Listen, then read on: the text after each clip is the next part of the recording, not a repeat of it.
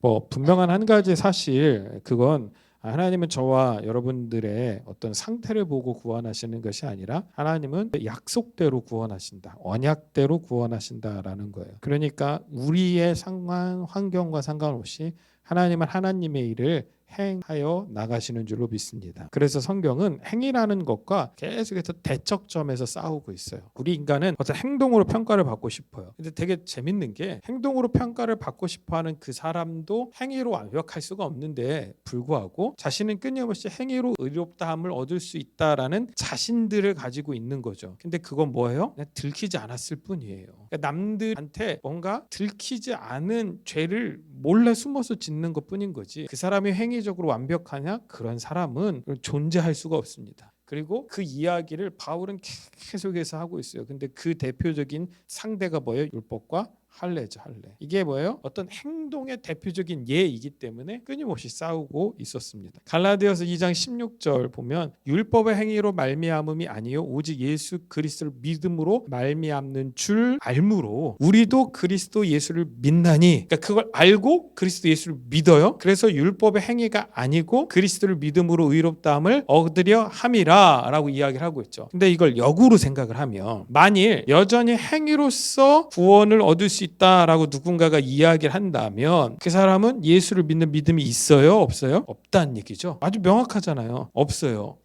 아니 목사님, 이렇게 믿으면서 행동도 강조하는 거잖아요. 아니라니까요. 아니 그분도 예수님에 대해서 이야기를 하고, 그분도 십자가에 대해서 이야기를 하고, 그분도 사순절에 십자가에 대해서 끊임없이 하고 금식도 하고 한다고요. 아니 그것과 상관없다니까요. 그것과 상관없이 예수를 믿으면 자신의 행위를 통한 구원이 불가능하다라는 것을 인정할 수밖에 없다라는 거예요. 근데 그걸 인정하지 못한다? 그 얘기는 무슨 얘기라고요? 믿지 못한다라는 얘기예요. 이건 명확한 거예요. 지금 제가 이야기하잖아요. 바울이 지금 편지를 쓰고 있는 이 대상들은 모두 다 뭐예요? 성도였고 교회였어요. 그러니까 그 사람들이 교회 바깥에 있었나? 그렇지 않았다고요. 그 사람들이 모두 다 교회 안에 있는 사람들이었다고요. 그럼에도 불구하고 뭐라고요? 성경은 아니야. 그들이 교회 안에 있든 뭘 하든 그것과 상관없이 그들이 여전히 자신의 행위를 통한 구원을 얻으려고 몸부림친다면 그들의 믿음은 가짜일 수밖에 없어. 그 얘기를 하고 있는 것입니다. 저와 여러분들 안에 또 그런 마음들, 그런 생각이 이미 없으시다라고 저는 믿어요. 근데 행여 우리 주변에 여전히 그런 생각들로 사로잡혀서 살아가고 있는 망상이죠. 망상. 허상이에요. 구원의 방법은 하나님이 딱 정해놓으셨어요. 구원의 방법을 우리가 정할 수 있어요? 없어요? 없죠. 하나님께서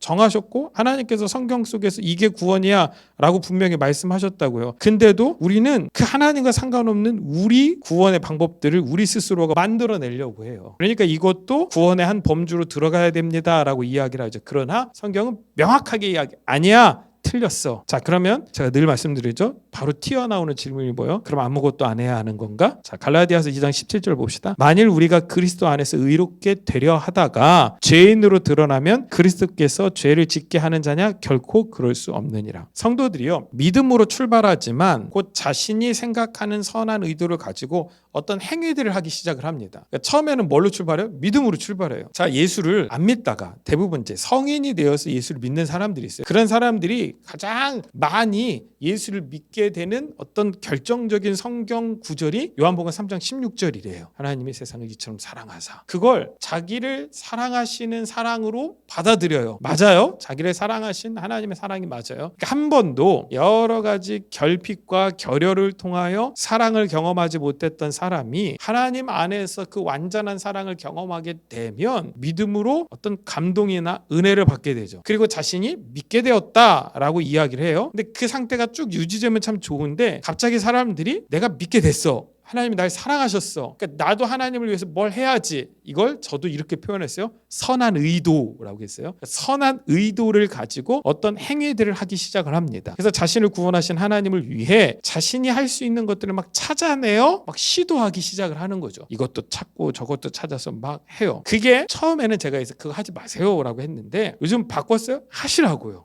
얼마든지 하세요. 결국 제가 곰곰이 생각해 보니까 만일 저 개인에게 그런 시도들이 없었다 없었다면 내가 진리 앞에 설 수 있었을까? 그러지 않았을 수 있다라는 거예요. 결국 그 시도들을 했어요. 그것 때문에 신학교도 가고 그것 때문에 선교도 꿈꿨고요. 그것 때문에 주를 위해서 막 고생도 하고 고난도 당하면서 저도 여기까지 왔어요. 그러다가 깨달은 게 뭐냐면 그 모든 시도들이 결국 내가 어쩔 수 없는 죄인이구나라는 것을 하나님 앞에서 드러내는 과정에 불과하다라는 것을 깨닫게 된 거예요. 근데 그 과정을 거치지 않으면 지금 나와 같은 생각을 할 수 없다라는 것 또한 인정해야 돼요. 그러니까 가슴 아프지만 지켜봐야 되는 거예요. 그러니까 저도 그런 거, 저거 의미 없는데 예전에는 그거 의미 없어 라고 이야기를 했다고요. 근데 제가 그 얘기를 요즘 안 하려고 하는 이유가 뭐냐면 아무리 의미 없어요 라고 얘기해도 결국은 하시더라고. 그러니까 기왕 할 거 기쁨으로 시작을 했다가 제대로 망하는 게 훨씬 낫겠다, 이런 생각들이 있는 거죠. 제대로 망한다라는 게 뭐냐면